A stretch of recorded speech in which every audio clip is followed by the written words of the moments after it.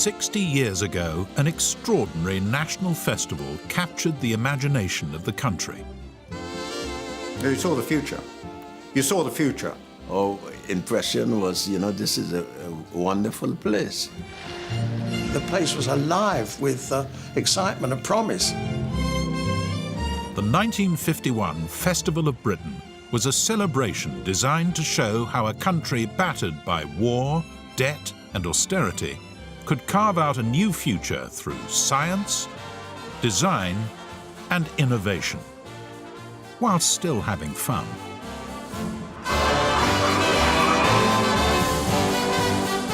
Festival of Britain was a very nice thing to do, to just get the people together and be happy. It was a very happy place, beautiful atmosphere. This was a completely radical new vision of what Britain could look like. We thought we were making something new, and indeed we were. We were building the future. It was a new beginning, absolutely new beginning. Told by the people who made it happen, this is the story of how one summer and one extraordinary festival changed Britain forever.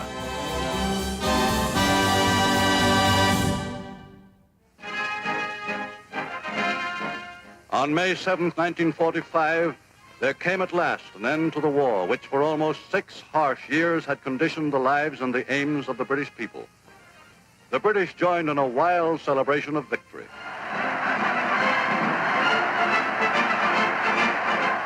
But as the lights went on once more, the British soberly realized that if one struggle was ended, another was just beginning.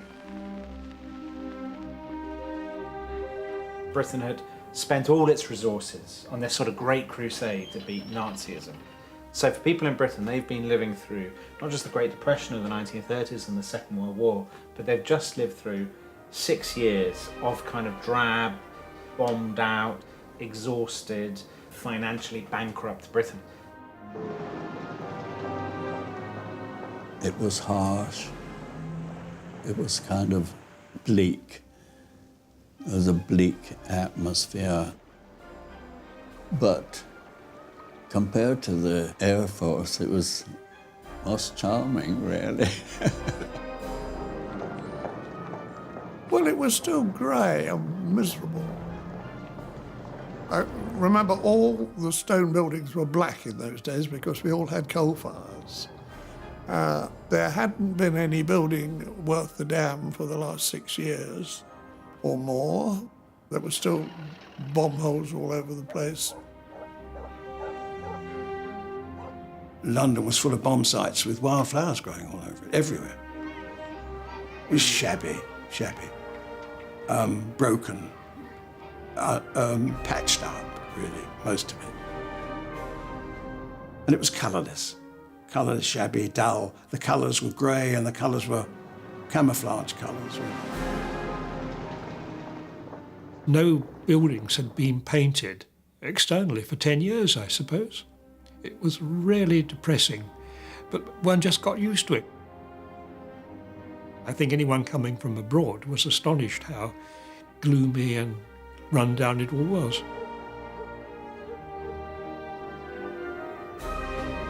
About that time, they had the Great Freeze, where the snow came down and didn't go away.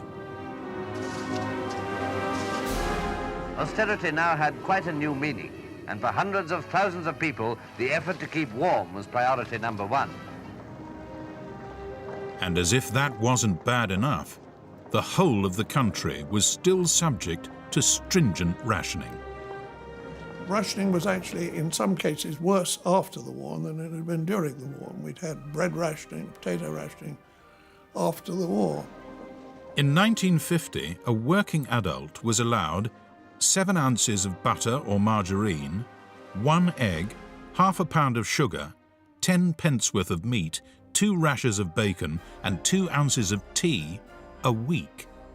Yeah, it was all rationed. Tea was rationed, butter was rationed, milk was rationed, bread was rationed. I can't think what wasn't rationed, actually. What's much more serious is the cut in the meat ration, which was already pretty small. It remains to be seen whether this negative policy will get results or have the old standards gone forever.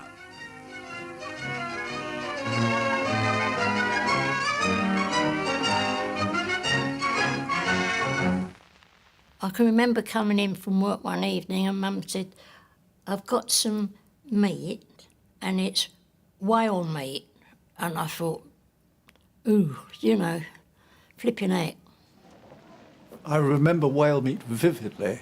It was indescribably revolting. It was blobs of this gelatinous material which had a very ominous shine to it. And it was this very worrying sort of grey colour. It was ghastly. It tasted even worse than it looked. Sweets were rationed. Sweets were on coupons, so you didn't get a lot of sweets. And I can also remember eating a lemon, and it was sharp as anything, but it was the first thing I had after the war, was a lemon. Did you know what lemon was? No, I knew it was sour. 6 years on from the end of the war, people felt that things had not really changed, that they would, in fact, rationing had got worse, things seemed terribly grey and dreary and threadbare and tired. And I think that's why the festival really struck a chord, because it represented a sort of escapism and a welcome dash of colour in what was hitherto a very kind of grey, grey scene. The 1951 Festival of Britain was originally planned to commemorate the centenary of the Great Exhibition of 1851. But as nobody knew what we could afford or what it should contain, a committee led by former newspaper editor Gerald Barry was set up to design and build the event. He was a man of enormous energy and commitment. He really believed in modernism, he really believed in planning, but he knew what the possibilities were. So it was his vision, really, that was created on the South Bank. And Barry's, in my view, Barry's great achievement was not simply as a leader and innovator, but he had the talent to put around him a team of young people who were equally adventurous. He was not afraid of employing the younger generation of talents and letting them have their head. Charles Pluvier worked in the main office. On my floor, I was in the office next to the director of exhibitions. I had Hugh Casson just across the passage and Laurie Lee in the next office down the passage. You met a lot of interesting people, and they were all youngish and keen. I mean, we thought we were making something new, and indeed we were. It was terrific fun. Coming down from university, it was like being let into an enormous toy shop. You had this huge organisation to play with, and there were things going on, exciting things going on. I mean, I knew it was quite exciting because in the contracts department, I'd had to complete a contract for a life-size unicorn. So it was that sort of a place. But the first problem was to find a site. There were few accessible places in London which could house an exhibition of this size. After much wrangling, the choice fell on a badly bombed industrial area on the south bank of the River Thames. It's now been decided to hold a Festival of Britain in 1951, and a site has been selected on the south bank of the Thames. This is a very blitzed area, and quite apart from the exhibition, it's proposed to make the south side of the river here as imposing as the opposite bank. It was a dying area. It was a mess. There was nothing there except wasteland. It was industrial wasteland that we cleared and turned into this fantasy land. Although final plans are not yet complete, you can get an idea from this sketch of what London's Festival City of 1951 will look like. Permanent features are to be a concert hall and eventually a national theatre in what is described as London's culture centre. The South Bank was to be the centrepiece, designed to boost morale and enrich the British way of life. It was a genuine attempt to show the brighter side of what we could do after the war and to show ourselves, really, what we were capable of, I think. And of course, a chance for architects and designers to show what they could do in the way of building and design. It was the first real showcase they had. It was a new beginning, absolutely new beginning. Clifford Hatts had recently graduated from the Royal College of Art. We weren't interested in what was behind us. We were only interested in what was in the front. And it was, everybody was given the chance to use their skills in a new and interesting way. There was nothing, in a sense, old hat about it. Everything was brand new. It was a brave new world, in fact. The young festival designers and architects were radical. They wanted to bring the best ideas of European modernism to Britain. We were modern, yes. We wanted to bring the new to England. We felt that the influence of the environment and of buildings on people was huge, and that if it were changed, people would have a much happier life. So we felt this was an opportunity to show what the future might be like. And we were building the future. It was new, it was different and experimental. And, it was brave. It was just a shot in the arm. It was really like waking up from a deep sleep. But in 1950, not everyone supported the idea of a Festival of Britain. It was hated by the Daily Express. And the Daily Express in those days was a bit like the Sun today. It had an enormous circulation. It was the leading mass newspaper in the country. And Beaverbrook hated the festival. And he was a close chum of Churchill's, and he hated it too.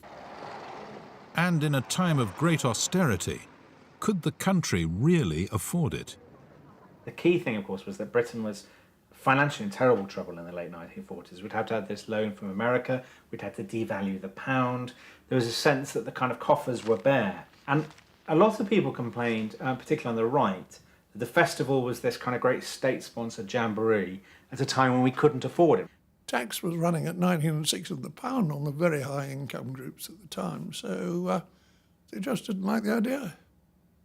There was quite a lot of serious complaint, people saying, well, you shouldn't be doing this, as a war on in Korea. But despite the war on in Korea, despite the rationing, despite the sweet ration, despite the clothing, the festival had to happen to sustain the spirit of the future, to sustain the look ahead, to turn our backs on the past. It was a must. It had to happen. Building the future was not without its problems. At the site, management and unions were frequently at loggerheads. One of the reasons why the management was so bad is that they were mostly ex-military. They had spent 6 years saying, do that, and someone did it. Their management style was military discipline. By the same token, those who had been the foot soldiers resented that. There was tension all the time. There were stoppages every other day. There was this famous phrase throughout the festival that everybody had a great time and a half. The money was being soaked up, and the strikes were very frequent. And that was not the only problem. The rain fell and fell and fell. The weather was a real problem. The weather was ghastly. But the combination of one of the wettest winters that we'd ever known, plus the tensions between management and labour, it was a miracle the festival actually took place when it was supposed to take place.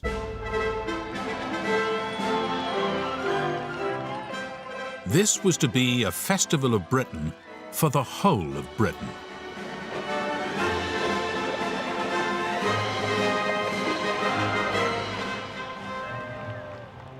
On May the 3rd, 1951, the King launched 2 days of opening celebrations at St. Paul's Cathedral. This Festival of Britain has been planned as a visible sign of national achievement and confidence.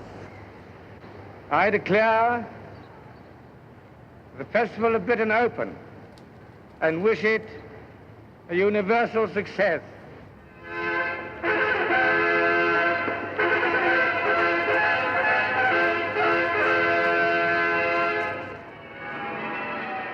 That evening, a new concert hall, the Royal Festival Hall, was opened by the King. Jean Simons, who had worked on the site, was a special guest. Oh, it was sensational. I mean, I personally had never seen anything like it that I could remember. The royal family were ushered up in the goods lift to get up to the ceremonial box, and we and other dignitaries went up in another lift, and after it had gone a few feet it stuck because it was overloaded.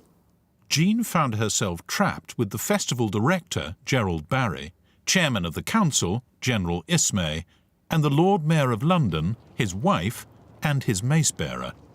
Ultimately, the Lord Mayor was saying, well, they won't be able to start without you, Gerald, and we'll all have to be there. And at this particular point in time, I said, well, I think I can hear the national anthem.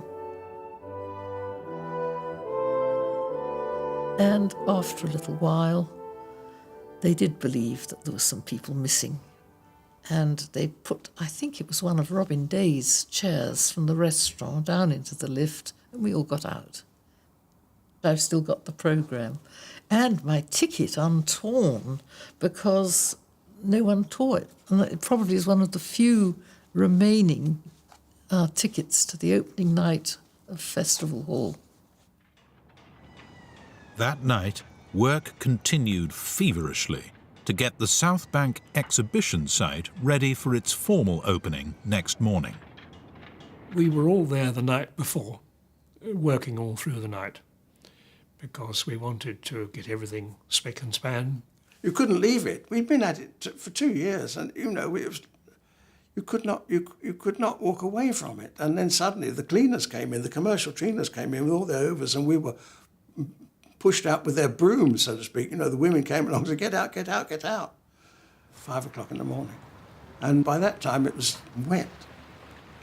And all those designers, all those great and the good designers, all the Knights and the Misha Blacks and the Hugh Cassons, on this damp, miserable, wet dawn, were standing on the steps in our raincoats, collars turned up. Half of them in tears practically, because we were thrown out. There was nothing we could do.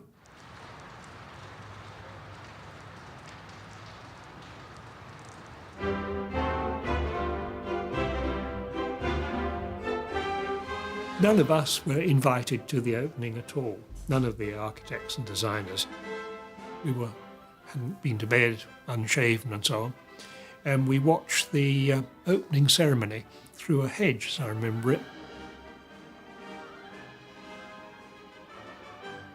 I found a viewpoint in the dry, clutching my little 9.5 cine camera, which I had 2 minutes of film, under the dome of the Discovery, and filmed what I could see, which was mostly rain.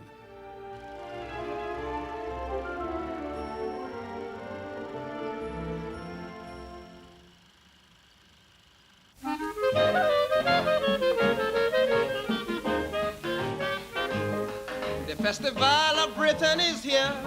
People are welcome from everywhere. The Festival of Britain is here. People are welcome from everywhere. Can you imagine what it will be? It is another page in British history. One of the cleverest ideas that ever planned. In the history of Great Britain, we shall be singing Britain forever, true in every way. For you are welcome to the festival, that is what the British are saying.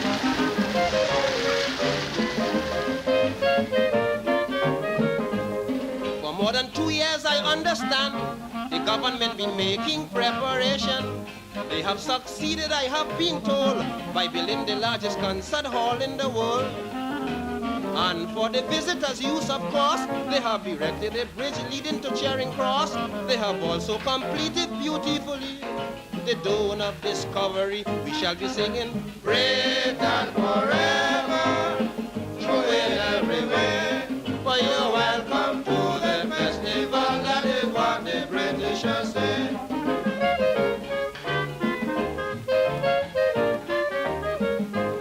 The government really done their best. I am sure the event will be a success. And we must thank Mr. Morrison for his amazing admonition. And after these numerous activities, we expect to have dollars in quantities. It will help the financial situation in this country of Great Britain. We shall be singing Britain forever, true in every way. Oh, you're welcome to the festival, that is what the Britishers say.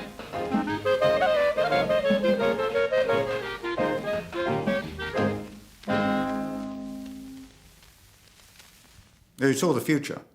You saw the future. It was like walking into an outer space city, really. You were seeing something that had never been experienced before. And I have never encountered anyone who experienced the festival who came away without anything except a huge feeling of excitement. The place was alive with excitement and promise. And to go inside the dome was like entering a great sparkling a celebration of the British way of life in a way. It was wonderful. How to show the essence of Britain. Here, beneath the Dome of Discovery, vast as a city square, appears the story of the great researches, of man's probing into mysteries, of his revelations of the hidden worlds, his mastery of unknown things, his harnessing of secret forces. There was a science section, there was an outer space section, there was an exploration section, all to do with British achievements in discovery, Dome of Discovery. And our job was to celebrate the achievements of the great British scientists. This is Newton, this is what he did. The centre of the display that I did was a celebration of Frank Whittle's invention of the jet engine in the 1930s, and that was our centrepiece. So it really went from the 17th century right up to modern times. In the early 1950s, Britain was truly at the cutting edge of technology in electronics, aviation, and atomic energy. And the most striking symbol of Britain's engineering prowess was the Skylon. A towering 300-foot-tall structure of steel and aluminium. At the time, of course, most people had never seen these kind of modernist design. The Skylon, floating there in the sky. That seemed to be the space age, the new atomic age. This was a completely radical new vision of what Britain could look like. It was like a rocket. It just soared away up into the heavens. And it seemed to quiver ever so slightly with the wind.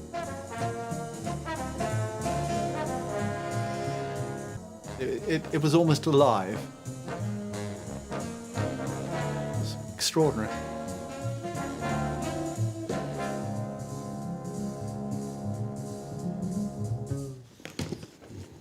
James Gowan is one of the last surviving members of the design team that built the Skylon. He's one of Britain's leading architects. But the original concept was nothing like the structure that was eventually built. Hidalgo Moya's first idea was a cigar-shaped, horizontal. It was going to be filled with helium, and that was apparently terribly expensive. And it would move about in the wind like a balloon.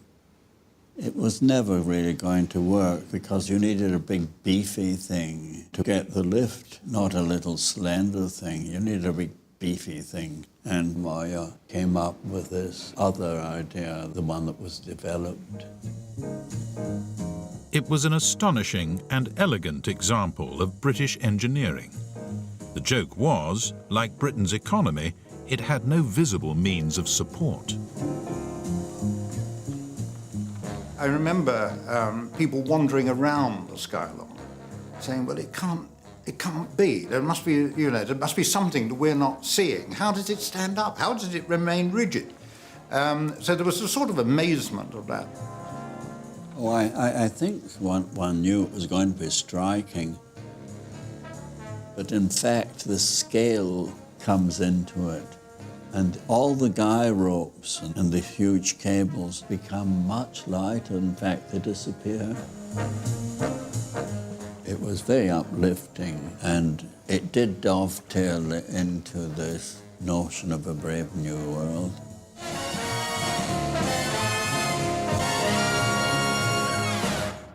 I think the Festival of Britain looks like a signpost of the 60s.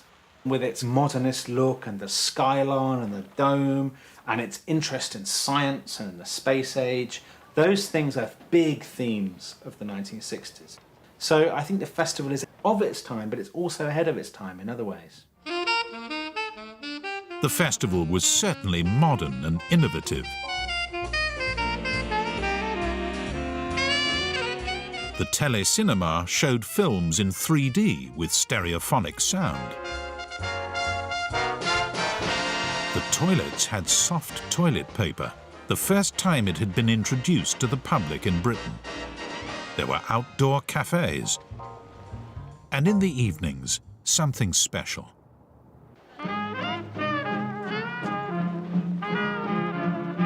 I remember as a teenager, you know, you went dancing. Oh, I liked dancing. Cinema. Boys, of course. The first time I knew about the Festival of Britain, a friend of mine said, there's open air dancing at the festival. Will you come?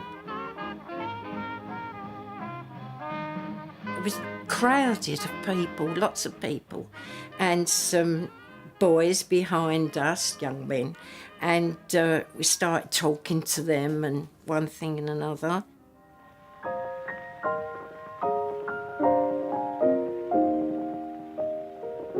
It was a, you know, really nice atmosphere. Everyone was happy.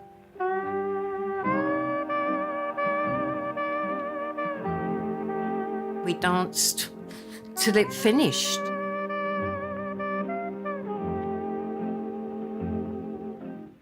It had a sort of fairy tale look. And there were, the whole place was lit up and illuminated. And one has to remember, not long before, we'd been living in darkness. We'd been living in the blackout.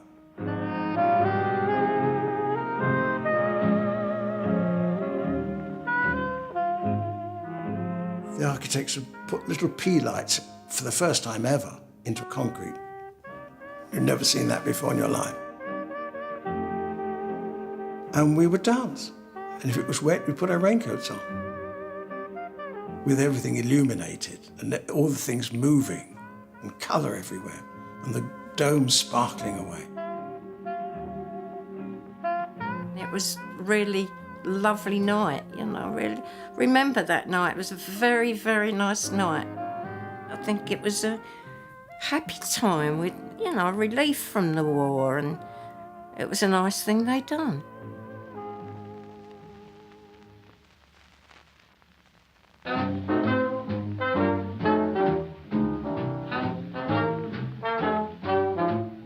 It was quite new and liberating. It was so exciting.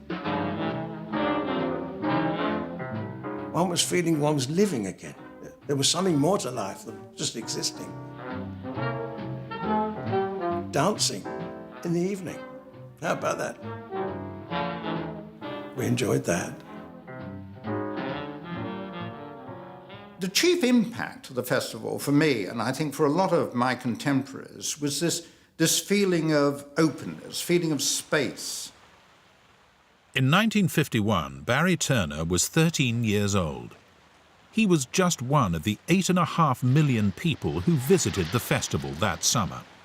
People my age, we were brought up in an authoritarian regime. We were directed to do things. Do this, do that. Don't cross there, don't do that. Walk in line. Queue here, queue here. Yes, there was always a retired sergeant outside the cinema saying, queue there, everybody in line, you know.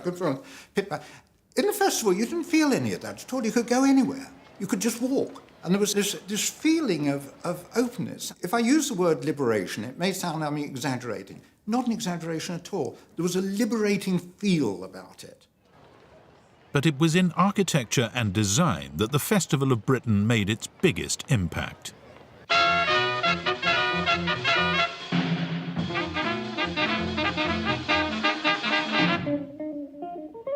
The Festival of Britain really mattered to British design history because it was that moment of an explosion of real joy and pleasure in design after the Second World War. The Festival of Britain was an attempt, this tonic to the nation, to bring design and day-to-day life back into full living colour. The designs and the look of it was terribly exciting because it was so novel. Because, of course, they lived at the time in a world, you know, they didn't have televisions, most people.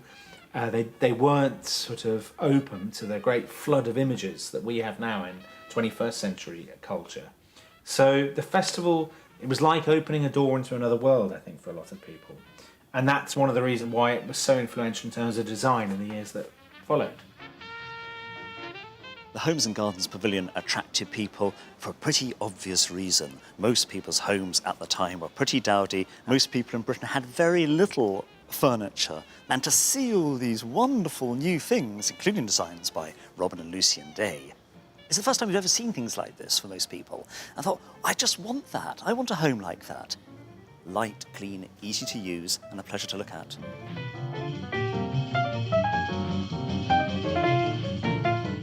The festival does give people a sense of taste, if you like. It defines, this is style. This is what style is going to be in the 1950s and 1960s. This is what you have to aspire to.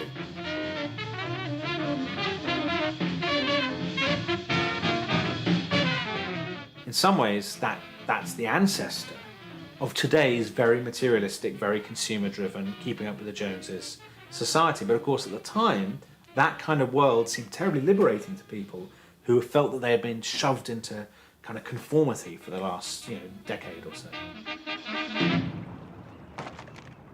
And there were whole other areas where the Festival of Britain made a lasting impression on British culture.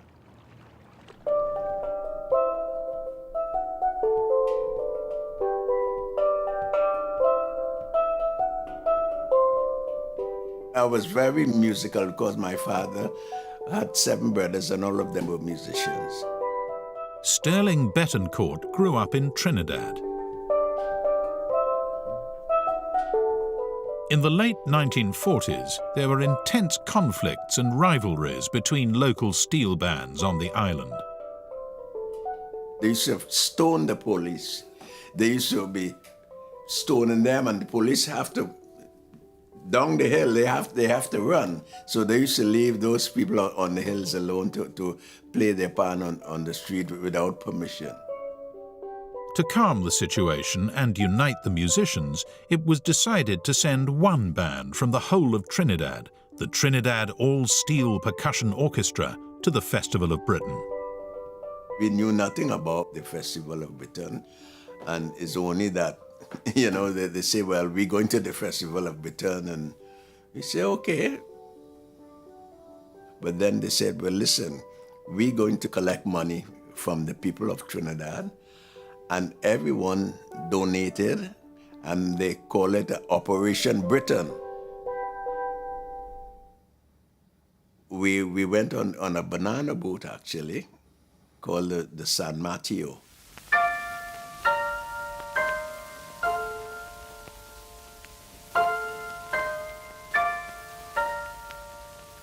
London is the place for me. London, this lovely city. You can go to France or America, India, Asia or Australia, but you must come back to London City. I mean, imagine you're coming from a small island, you haven't got traffic light, you haven't got anything, and you see these red buses, going all over the place, They take you here and they take you there and My God, how I'm going to find my way around this place? It's so enormous. Our impression was, this is a wonderful place. At night, when you have have nothing to do. You can take a walk down Shaftesbury Avenue.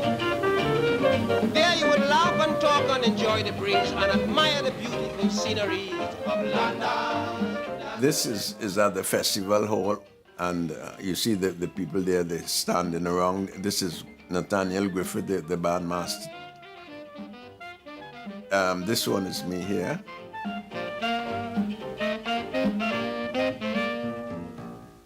Well, that day it was very funny because we purposely did not paint the drums. They leave it all rusty and we're looking like dustbin, you know. And we set up and, you know, and people start to laugh, you know. They giggling. What these black men gonna do with these old dustbins?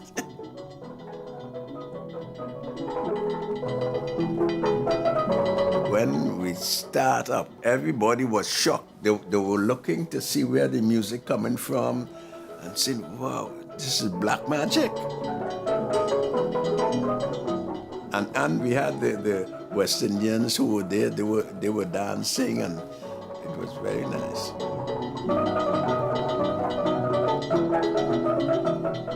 And when we finished playing, they want to know where the music coming from. Have they got a recording below there or something like that? And it was fantastic. You can see it young and old, and they were clapping, and, you know, we got a good reception. It was very nice. How much steel pan music had been heard in Britain before you came? None. Nobody never knew nothing about steel band. No, they didn't know anything about that. That really opened out the art form of colored people in Britain. So it was worthwhile, the festival. And I hear they have it every 100 years, huh? 60 years ago, I want the whole world to know in 1951 for the Festival of Britain, the Steel Band Association said a steel band must go. After many suggestions, they named a steel band Taspo. So Trinidad All Steel Percussion Orchestra, that is the song that made me remember. I said Trinidad All Steel Percussion Orchestra, that is the song that remains forever and ever.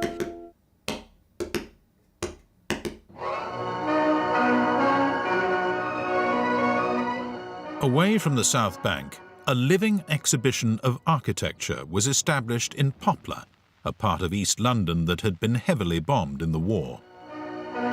They're building in Poplar to replace the nearly 10,000 homes destroyed in the Blitz. In the Lansbury neighbourhood, a self-contained community is rising that will feature in the Festival of Britain live architecture exhibition.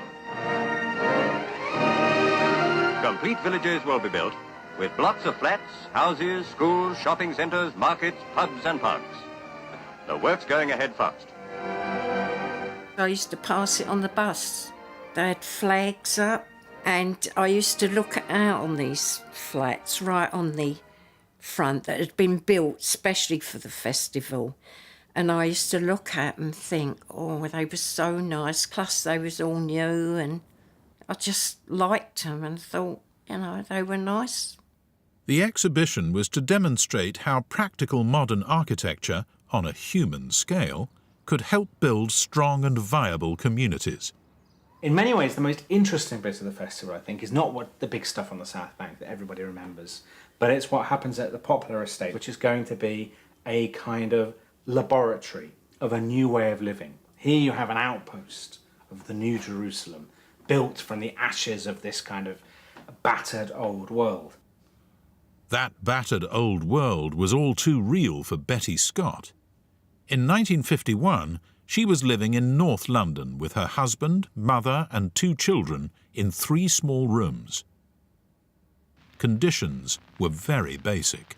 We just had a little black stove, I don't know what you called them, and a kettle or a pail or a bath put on it, And the bath was the old tin bath that you put in by the fire.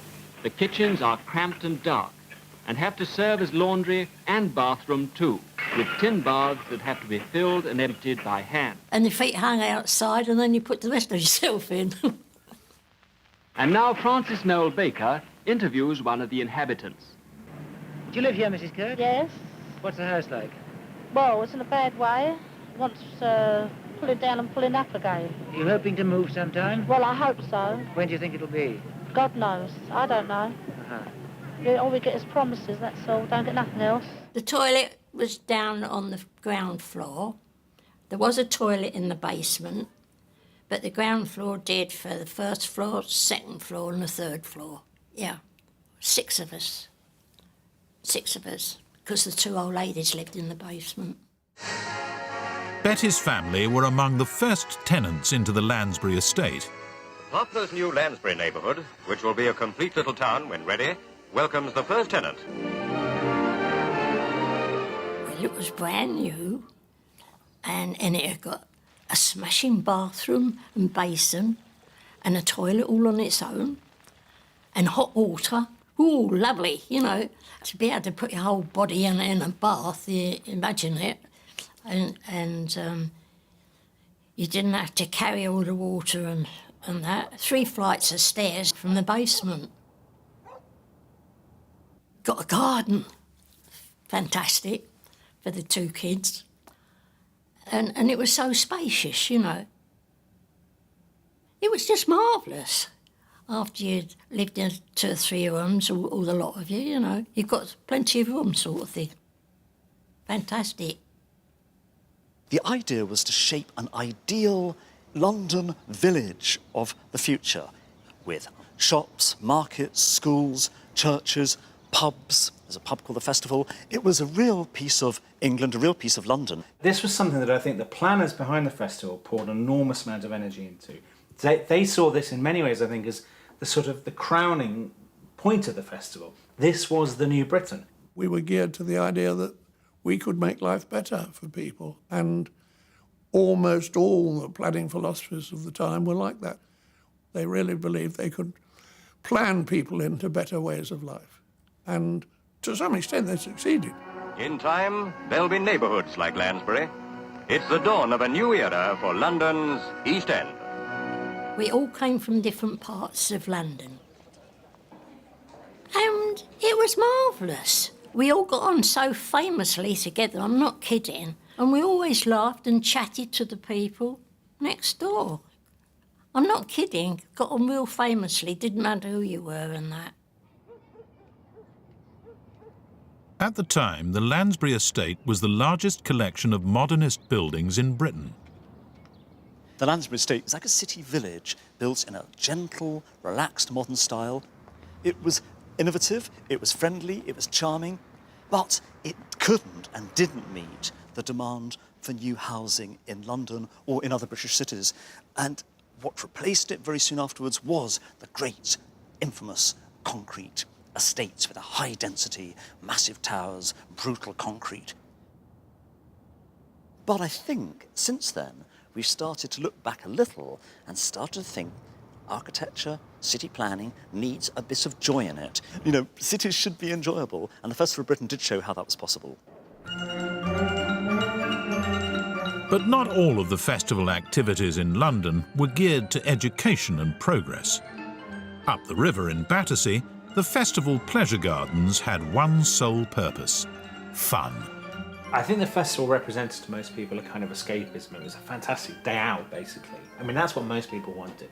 They wanted a day out, they wanted a chance to celebrate Britain, a chance to feel good about themselves, and a chance particularly to feel good about their future, to look at the Britain that was coming. And the festival offered all those things to people.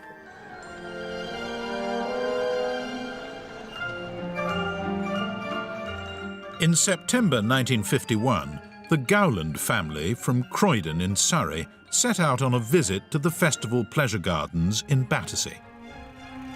Well, we went by car because my father didn't really understand trains and he never used them if he could possibly avoid it. So the 5 of us went in the Rover. In those days, there was so little traffic on the road that a journey from Croydon to Battersea would have been nothing. Their day out was recorded on colour film by their father, Geoffrey Gowland. It was fun, it was colourful, it was bright, it was different, and everybody did seem very happy there. It was a complete sort of antidote to the austere world in which we had grown up. If you look at the cine films of it, almost everyone's walking around with a silly grin on their face. It was a very happy place, beautiful atmosphere.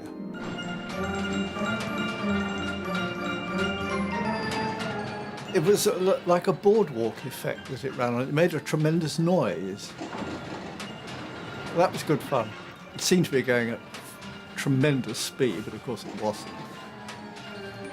Entertainments like that had almost died out. There was very little of it during the war years and the years immediately afterwards.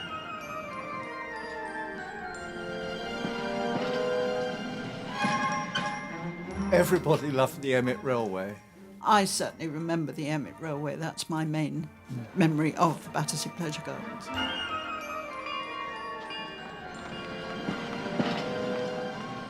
Emmet was very popular. He was a cartoonist who produced these wonderfully detailed pictures of decrepit old engines, and we all loved them. They were very, very popular. If you ask a dozen people who went to Battersea, probably at least 10 of them would name that as their favourite thing. Things like the railway at Battersea do look very whimsical and almost a little bit silly. But I think those are very important because they A, testify to a kind of deep love of comedy and silliness in our national character. And secondly, I think they come out as something very important, which is that in the war, in the Second World War, celebrating British whimsy and a British sense of humour and a kind of native silliness had been very important. People had picked on that and they'd said, that's something that differentiates us from the Nazis. You know, the Nazis think they're terribly serious with their jackboots and their silly marches and their stupid rallies and whatnot. We're just like sitting around with pipes and eating cakes and having fun. And I think the festival is kind of celebrating that. It is saying we are an introverted, domesticated, slightly frivolous people, and that's what makes us special. And we should be proud of that and not deny it. Battersea was the perfect antidote to the grey days of the preceding decade. It was a lovely atmosphere. It was a very happy time for everybody there, and you came away from it feeling energised and at peace with the world. It was lovely. Never forget it. Jean Blurton was 19 years old when she met Tommy Miller for the first time. He sort of took to me, and that was it. Didn't think we'd ever see each other anymore. But he asked me then to go out with him the following week to the fun fair that the festival would put on. And that's when we went to Battersea. Had a wonderful time there, it was lovely. We went on the caterpillar that closes over, and that's when he kissed me in the caterpillar.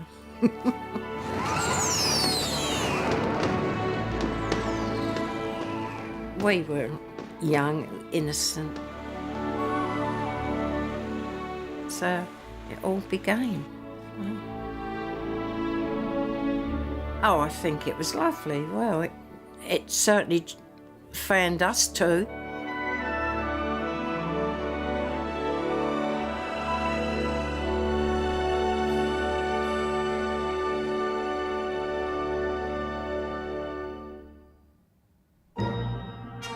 Outside of London, 2 travelling exhibitions took the festival's vision of the future around the country.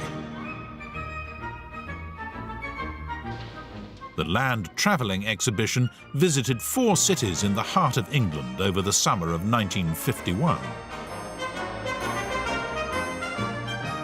Dorrit Deck, an artist and refugee from the Nazis, got the job designing the sports section after meeting its director, Dick Levin. Dick asked me, have you done murals? I said, oh, yes, of course. But he was such a fool, he didn't ask to see any. Dorrit had never painted a mural before in her life. I didn't know anything about cricket and I didn't know anything about football or fishing. But when I brought him the raft for that mural, they said, fine, would you like to do the whole stand?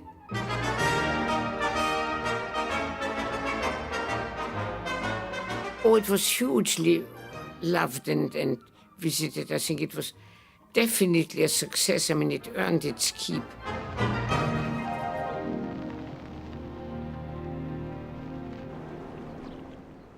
The festival even took to the high seas.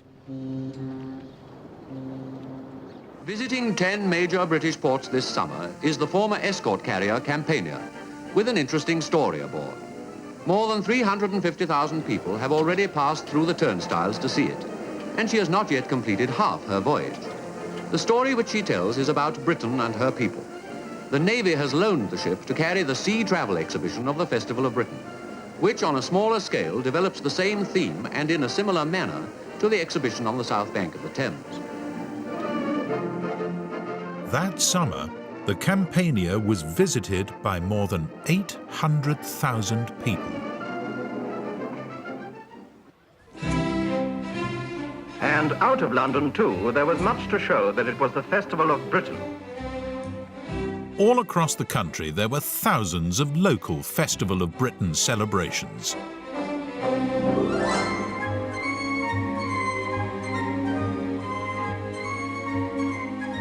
I mean, don't forget, if you've had 6 years of war, 6 years of austerity, and you give people the chance to have a party, they will take it. And I think people all over the country genuinely seized this opportunity and got very excited about it.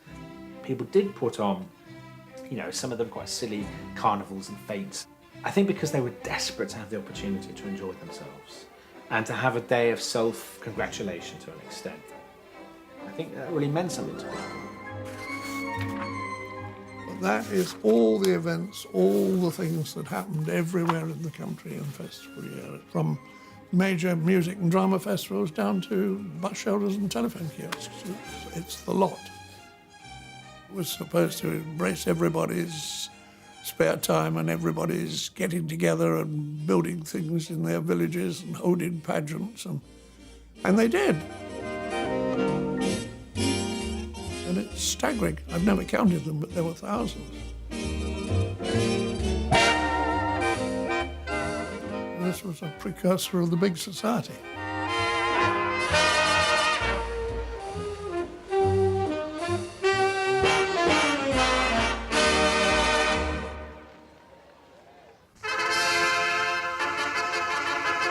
Since the Festival of Britain was declared open by the King last May, its centrepiece, the exhibition on the South Bank, has proved a big attraction to the people of Britain and to visitors from overseas. Nearly 8.5 million people had passed through the South Bank turnstiles in the 5 months before it closed down. Impressive figures marking the widespread interest aroused by the exhibition at home and abroad. The last hours at the South Bank included a number of ceremonies and farewells. Tens of thousands were present and the people sang.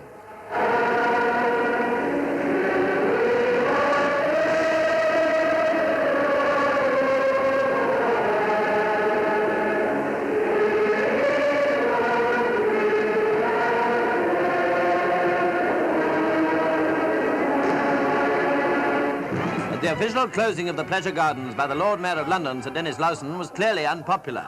It is now my duty to declare the Festival Gardens closed for the year 1951.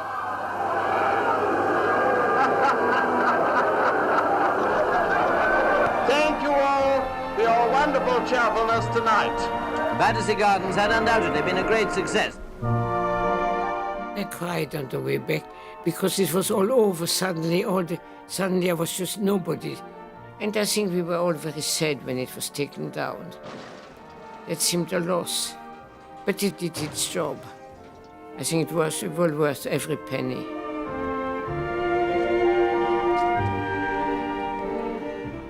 It was very sad. We had hoped that we would be able to wind it up in a graceful fashion.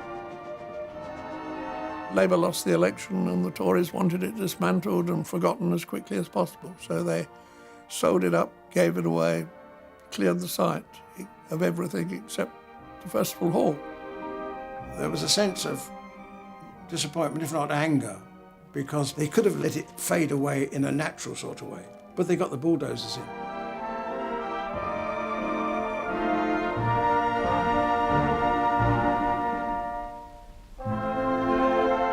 Parts of the Skylon and the Dome of Discovery ended up as souvenir paper knives. Elson said, if you cement bricks together to last for 6 months, they'll last for 60 years. And most of those buildings would have survived to this day, I think.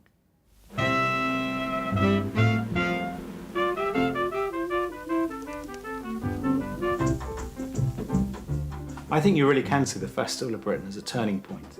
I think it's a turning point from like an old kind of cramped collective Britain to a much more new and open and mobile consumerist one. Many of the sort of promises of the festival have now been realised. We do live in a world where we take art and design more seriously. We live in an age that's been transformed by science and technology. And there's a kind of scientific optimism to the festival that I think was hugely important in the second half of the 20th century. And in many ways, I think you can see the festival as a preview of all that, as completely ahead of its time and anticipating so much of what was to come. I think the festival did change Britain. People now are beginning to realise that the 50s was far more innovative than we gave it credit for at the time. But I think looking back now, you can see a lot of what happened in Britain in the 60s and 70s that had its origins in the Festival of Britain. Well, I think it's a little bit of history. I thought the Festival of Britain was a very nice thing to do, to just get the people together and be happy. And that's how I remember it. It was very nice.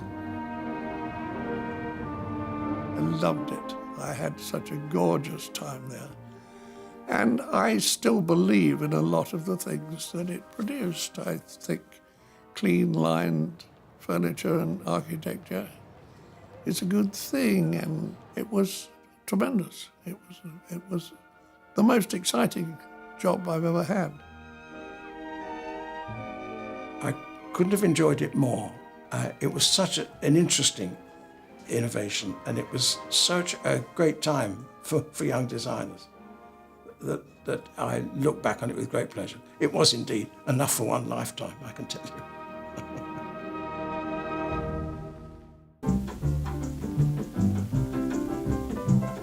The Festival of Britain will always be as an evergreen in your memory.